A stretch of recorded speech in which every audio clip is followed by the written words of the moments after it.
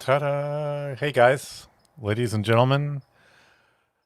Today Thursday. I guess I'm a day late. I wanted to. What are we going to do today? We're going to talk about profiles, global profiles, just global profiles. Excuse me. And I want you to think of a profile just like a memory, a way to save a snapshot of how your radio is generally set up. Think of it as the push buttons on your old AM radio in your car. So that's sort of what a global profile is. So if we, um, oh geez, where's the share screen? I guess it's right here. There we go. Let's go to this. If you have a look at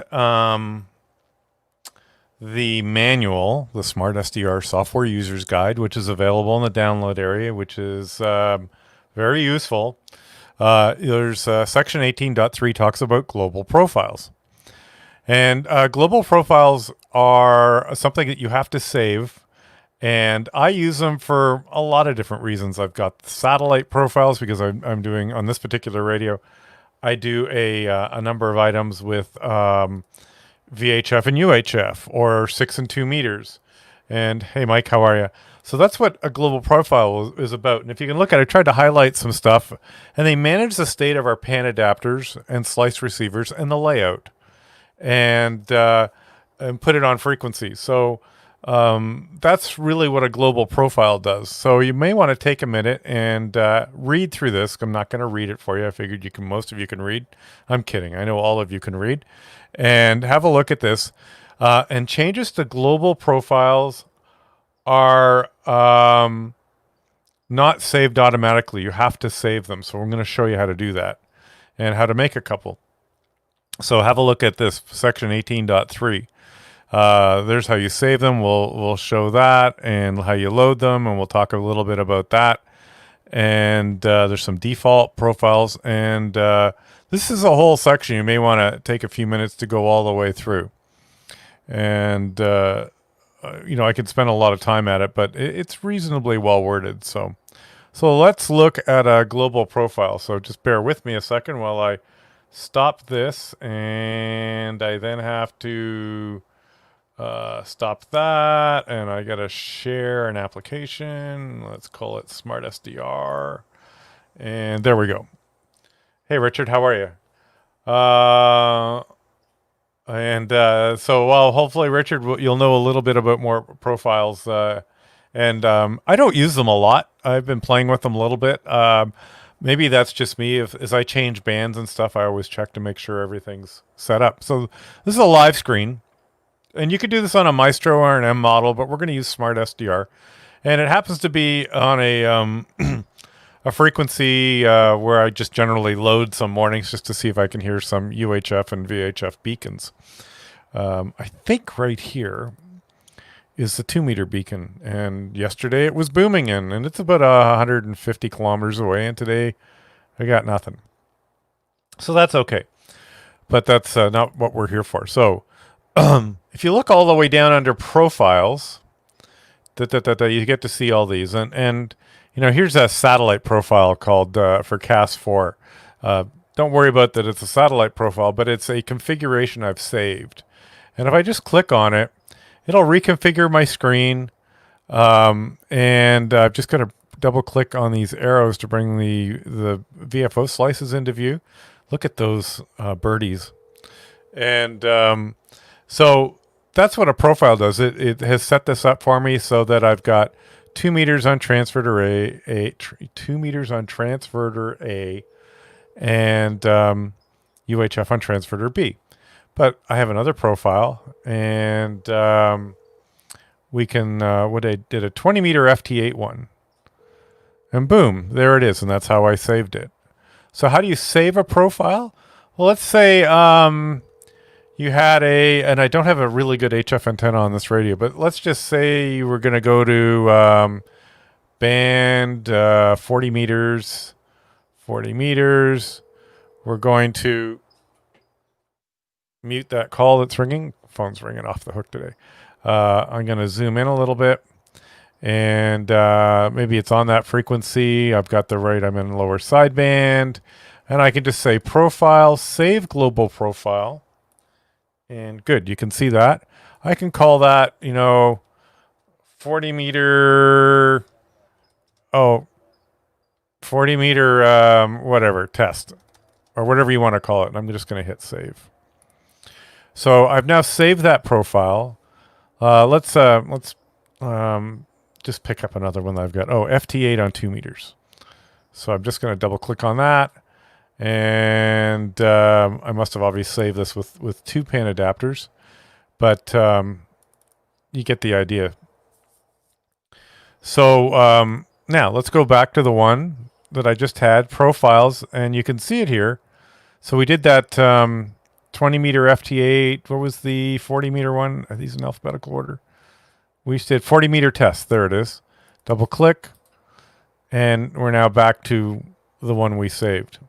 And so that's what global profiles do. They allow you to just save memories. So one of the cool ways to do this, you could say have an 80 meter net call rather than doing it as a memory location, which I do. But I have a HF net I listen to, so I have I can go into my memories and I can pull out all my 60 meter frequencies are here, or a whole bunch of different things. Like you can do memories. Let's go to here's a HF net I listen to quite a bit. So that just puts that there. So that's a memory. But if I'd gone to 80 and that was on CW or something, it would be in the wrong mode. Or actually, that's not true. It would just go to the frequency, and if I had a second pan adapter on it, wouldn't change it. With a profile, it saves the entire screen layout, and you have to remember to save it. So that's what global profiles as well are about as well. Now, we could go into transmit profiles and mic profiles, but we'll do that at a later time. I just wanted to discuss global profiles and that you have to save them. And you have to remember to use them. Now, one other thing about profiles is make sure you save them. So there's an import-export thing here. So I went profiles, import-export profiles. And exporting is how you save them. And I can save everything. And I'm going to export. And it's going to ask me where I want to put them. So I've got 6600M profiles, and you can put them in a new folder if you want to keep different copies of your profiles. And I can just say okay, and it's going to do that. It says here exporting. And by the cool thing about that is if you ever had to send your radio for support, this is something you want to do. And you do need to do it from a PC. You can't do it on a M model. You have to have a PC. So this is one of the few times you actually have to run SmartSDR on a PC to save your profiles.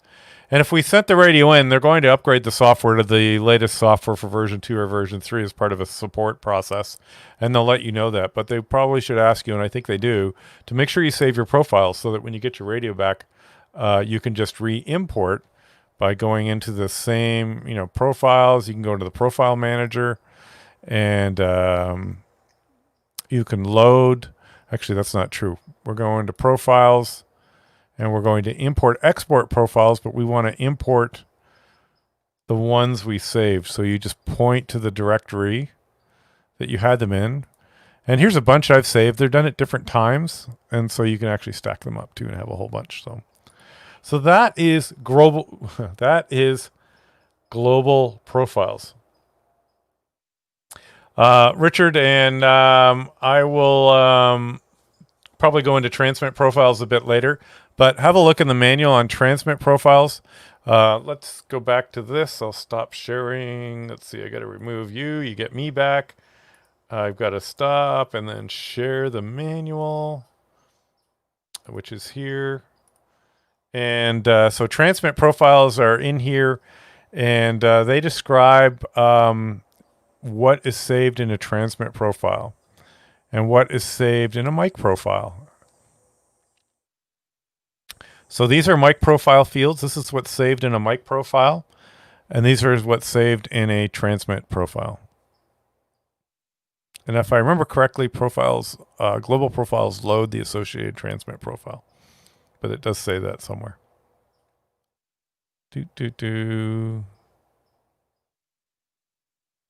I don't want to go back up too far and confuse everybody.